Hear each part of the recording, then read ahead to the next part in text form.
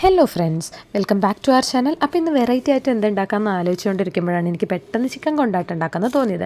അപ്പോൾ അതിനായിട്ട് 1 kg chicken കഴുകി വൃത്തിയാക്കി ഇതുപോലെ എടുത്ത് വെച്ചിട്ടുണ്ട്. അതിനകത്തോട്ട് 2 table spoon ginger garlic paste, 1/4 teaspoon മഞ്ഞൾപ്പൊടി, 1 ടേബിൾ സ്പൂൺ മുളക് പൊടി, പിന്നീട് കാശ്മീരി മുളക് ചേർക്കാൻ ഇഷ്ടമുള്ളവർക്ക് 1/2 ടീസ്പൂൺ അതും ചേർക്കുക, കുറച്ച് പെപ്പർ പൗഡർ, ഉപ്പും ചേർത്ത് നന്നായിട്ട് മിക്സ് ചെയ്തെടുക്കുക.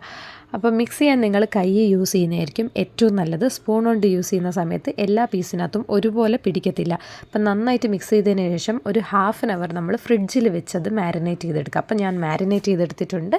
അതിനെ ഒരു ഫ്രൈയിങ് പാനിലിട്ട് നമുക്കൊന്ന് നന്നായിട്ട് ഫ്രൈ ചെയ്തെടുക്കാം. അപ്പോൾ ഇതാ നന്നായിട്ട് പാൻ വെച്ച് എണ്ണ ചൂടായതിന് ശേഷം ഞാൻ 2 ബാച്ചായിട്ടാണ് ഇട്ട് കൊടുക്കുന്നത്. അതായത് ഒരുമിച്ച് അറ്റ് എ ടൈം എനിക്ക് ഫ്രൈ ചെയ്തെടുക്കാൻ ബുദ്ധിമുട്ടുള്ളത് കൊണ്ട് ഞാൻ 2 3 ബാച്ചായിട്ട് അങ്ങനെയാണ് ഫ്രൈ ചെയ്തെടുക്കുന്നത്. ഫ്രൈ ചെയ്യുമ്പം ത്രൂ ഔട്ട് ഹൈ ഫ്ലെയിമിലിട്ട് ഫ്രൈ ചെയ്യാതെ കുറച്ച് സമയത്തിന് ശേഷം ലോ ഫ്ലെയിമിലോട്ട് മാറ്റാനായിട്ട് ശ്രദ്ധിക്കുക. ശേഷം ഇതാ എല്ലാം ഫ്രൈ ചെയ്ത് മാറ്റി വെച്ചിട്ടുണ്ട്. അപ്പോൾ ഞാൻ ഗ്രേവി ഉണ്ടാക്കാൻ വേണ്ടിയിട്ട് ഒരു സവാള എടുത്ത് സ്ലൈസ് ചെയ്ത് വെച്ചിട്ടുണ്ട്. അതേപോലെ തന്നെ ഒരു 10-20 ചെറിയ ചുവന്നുള്ളി എടുത്ത് കട്ട് ചെയ്തിട്ട് ഇതുപോലെ വെച്ചിട്ടുണ്ട്. അപ്പോൾ നമ്മൾ ചിക്കൻ ഫ്രൈ ചെയ്ത അതേ എണ്ണ തന്നെയാണ് യൂസ് ചെയ്യുന്നത്. അതൊന്ന് ചൂടായതിന് ശേഷം അതിനകത്തോട്ടൊരു 5-6 വറ്റൽമുളകും കുറച്ച് കറിവേപ്പിലൊന്ന് വറുത്ത് കോരി മാറ്റി വയ്ക്കുക. അപ്പം ഇത് നന്നായിട്ട് വറുത്ത് കോരി മാറ്റി വെച്ച് ലാസ്റ്റ് യൂസ് ചെയ്യാൻ വേണ്ടിയിട്ടുള്ളതാണ്. പക്ഷേ ഞാൻ ആദ്യമേ അത് വറുത്ത് കോരി മാറ്റി വയ്ക്കുന്നേ ഉള്ളൂ കേട്ടോ. അപ്പോൾ ഞാൻ ഇതിൽ ചിക്കൻ ഫ്രൈ ചെയ്ത അതേ എണ്ണ തന്നെയാണ് യൂസ് ചെയ്തിരിക്കുന്നത്. അപ്പോൾ നമുക്ക് എണ്ണ വേസ്റ്റ് ആവത്തുമില്ല.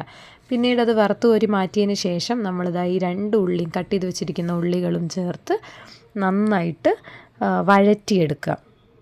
അപ്പം അതിൻ്റെ അകത്തേക്ക് കുറച്ച് ഉപ്പും കറിവേപ്പിലയും കൂടി ഇട്ടിട്ട് നന്നായിട്ട് വഴറ്റിയെടുക്കുക. അപ്പം നിങ്ങൾക്ക് ചില്ലി ഫ്ലേക്സ് ആഡ് ചെയ്യാൻ ഇഷ്ടമുള്ളവരാണെങ്കിൽ അതും കൂടെ ആഡ് ചെയ്ത് കൊടുക്കുക ഈ സമയം തന്നെ. അപ്പം നന്നായിട്ട് വഴന്നു വന്നതിന് ശേഷം വീണ്ടും ഒരു 1/4 ടീസ്പൂൺ മഞ്ഞൾപ്പൊടി, ഒരു 1.5 ടേബിൾ സ്പൂൺ ജിഞ്ചർ ഗാർലിക് പേസ്റ്റും ആഡ് ചെയ്തിട്ട് നന്നായിട്ടൊന്നുകൂടെ ഇളക്കിക്കൊണ്ടിരിക്കുക. അപ്പോൾ ഇഞ്ചി വെളുത്തുള്ളിൻ്റെയൊക്കെ ഒരു പച്ച മണവും ടേസ്റ്റും ഒക്കെ ഒന്ന് മാറുന്നവരെ അതൊന്ന് ഇളക്കുക. ഏകദേശം 1 മിനിറ്റ് ഇളക്കിയാൽ മതിയാവും.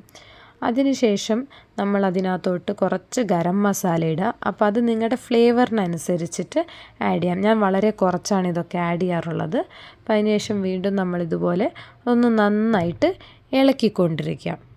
അപ്പോൾ ഉള്ളി ഒന്ന് നന്നായിട്ട് ഒരു ഗോൾഡൻ ബ്രൗൺ കളറാവുന്നവരെ വഴറ്റി കൊടുക്കുക. അപ്പോൾ ഏകദേശം നമ്മുടെ ഉള്ളി ആയിട്ടുണ്ട്.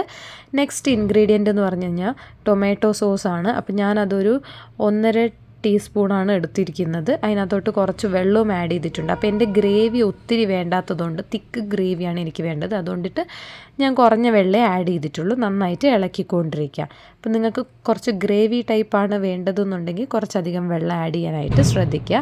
ഞാൻ ഗ്രേവി കുറച്ച് മതിയെന്നുള്ളത് കൊണ്ട് കുറച്ചൊരു ഡ്രൈ ടൈപ്പ് ഉദ്ദേശിച്ചത് കൊണ്ടിട്ടാണ് വെള്ളം കുറച്ച് ആഡ് ചെയ്തത്. പിന്നീട് നമ്മൾ ഫ്രൈ ചെയ്ത് വെച്ചിരിക്കുന്ന ചിക്കൻ അതിനകത്തോട്ട് ആഡ് ചെയ്തിട്ട് നന്നായിട്ട് മിക്സ് ചെയ്യുക. അതേപോലെ തന്നെ നമ്മൾ വറുത്ത് കോരി വെച്ചിരിക്കുന്ന മുളകും കറിവേപ്പിലയും കൂടെ ആഡ് ചെയ്ത് കൊടുക്കുക. അപ്പം നിങ്ങൾ എരിവും ഉപ്പും ഒക്കെ നന്നായിട്ട് സെറ്റാണോ എന്ന് ചെക്ക് ചെയ്ത് നോക്കുക.